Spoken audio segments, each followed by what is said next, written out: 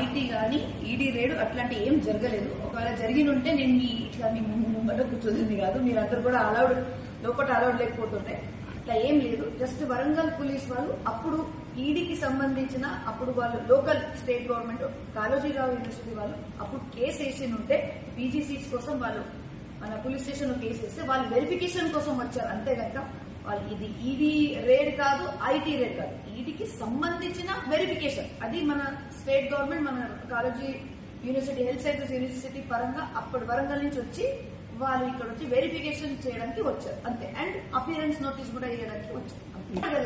ఏమడగలే Bhadra Reddy sir ఉన్నారా అని అడిగారు. సార్ ఢిల్లీలో ఉన్నారు, నేనున్నాను.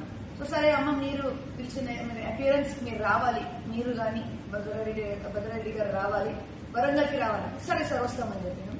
ఇంకా వాళ్ళ డాక్యుమెంటేషన్స్ ఏమేమి ఉన్నాయో అవి అంతా క్లియర్ చేసుకుని అయిపోయింది. ఇది డిసైడ్ అవుతుంది. మాకు అడ్వకేట్ ఉన్నారు కదా, లీగల్ ఉన్నారు కదా, ఇప్పుడు డేట్ నేను ఇట్లా చెప్పలేను కదా, అది మనం కూడా ప్రిపేర్ అయిపోవాలి.